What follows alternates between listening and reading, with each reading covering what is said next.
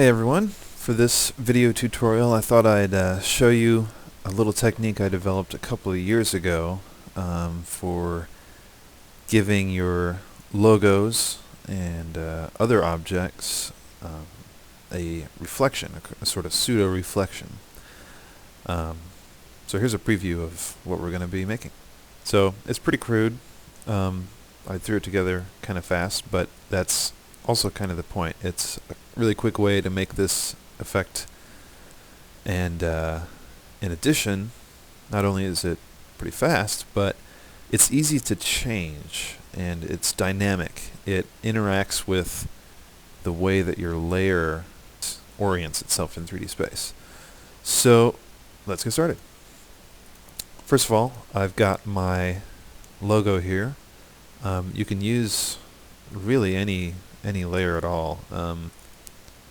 I'm going to go ahead and open up the composition settings, and the shortcut for that is Control K,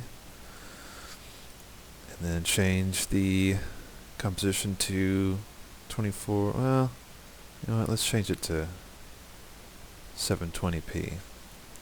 10 seconds is good. Boom. Okay. Let's scale the logo up and hit the continuously rasterize. Alright, next step is we want to go ahead and make it a 3D layer. Let's go ahead and extrude the object. And there are lots of different ways of doing this. The way I'm going to do it now is just in the interest of time, and because it's a tutorial for the reflection and not necessarily for making a layer a pseudo 3D, extruded object. But I'm just going to go ahead and duplicate this a few times. I'm holding Shift and clicking my first layer here, and then my last layer. I'm going to hit P for position, and then I think I'm just going to place these each back about 10 units from the one above it. So 20, 30, and Z value of 40. So that gives us an extruded form, which you're not going to see yet because I haven't done anything yet. But for the first little technique here, let's go ahead and make a new layer. Let's make it white. Okay. And let's just make a simple mask that is kind of almost an apple-like curve that might be understood as a reflection. Let's go ahead and connect it all together. That's looking pretty messed up there, so let's move that. Let's do this. Okay, let's go ahead and scale this layer up a little bit. Let's make it 3D. Let's push it back in 3D space. So these layers are all back 10, 20, 30, 40 from the original layer that is at 0. Let's push this one back as well. Well, let's make it, let's push it really far back. Okay, and then let's scale it up a little bit, because you need a little bit of space side to side to handle this. Let's move it up a little bit. Okay, now, here's the kicker. Duplicate your original logo layer, whatever layer you're going to have as the actual object. Now it's on top of this layer. Now go to Track Matte and go Alpha Matte. What I want to do now is put a separation layer, put an adjustment layer under these layers. So boom. Now it appears that this layer, even though it's set back in Z space several hundred pixels, it's on top of our original logo, which is at 0. Let's just call this separation so that I don't confuse it for something else later. Okay, now that didn't look so fancy, so let's go ahead and add a little bit of a linear wipe to it. Make the angle 0. Feather it out.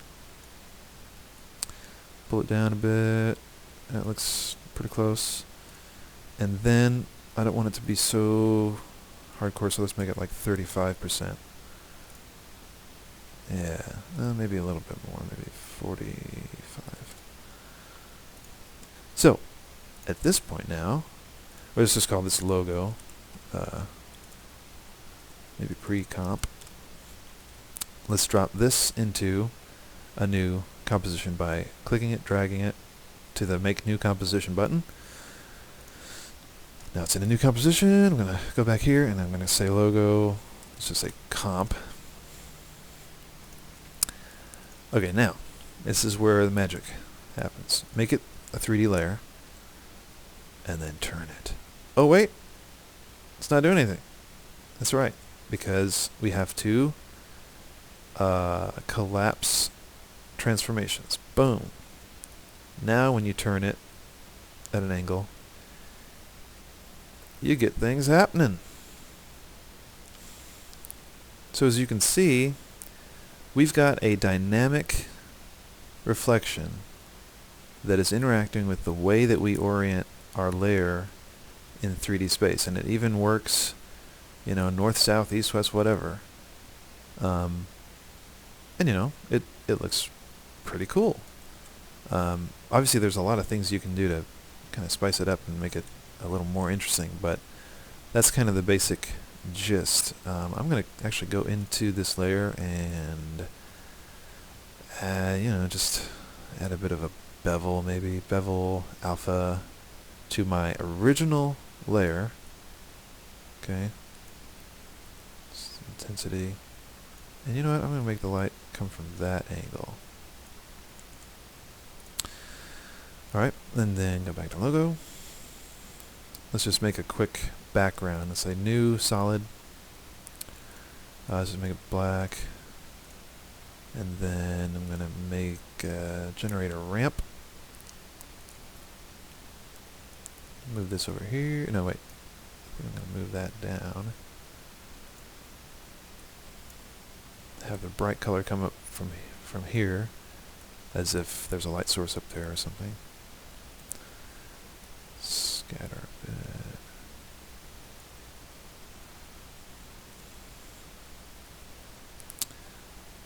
And drop it down behind. Now one thing to keep in mind is that it's got some limits, obviously, like anything. If you turn it too far, you can run out of that reflection layer east to west, or even north and south. Be careful of that, and make sure you don't overstep your limits. Now, that's kind of interesting, right? It's dynamic, it's working, it's kind of cool. But one of the other points about doing it this way is that you can do it with any kind of image you want. So let's go back into the logo pre-comp, and let's select our reflection layer. Let's call this actually reflection so that we remember that that is our reflection layer. Let's go ahead and delete the mask. Okay, and we've got the whole thing, and then if you hit F3 you can get to the effect controls, and I've got a linear wipe on there. Let's just delete that linear wipe for now. And I went ahead and went to cgtextures.com and grabbed a landscape image that has a lot of contrast in it. Of course, it could be anything, really, and you can tweak it after the fact, but I liked that one. So pulled that into my After Effects file. Now let's replace our reflection layer with this landscape. So hold, click and drag while holding Alt, drag it to your reflection layer, and then release. Bada bing. We've got an image reflection, an image map for our reflection. So we can position this, do whatever. Let's make it a little bit more reflection-like. You know, if your object isn't a perfect mirror, then there's going to be some kind of distortion to a reflection like this. Let's tweak the contrast a bit so it's a little bit more of just a horizon. Let's add some blur to it. That kind of tends to sell the whole reflection aspect of it. So I'm doing a blur about 4. Let's also add a directional blur. Let's turn the length up a bit. Vertical length. It's kind of cool, right? Then if you go back into your logo comp, it's already in there. Obviously, it's updated, and you can turn that around and look at that.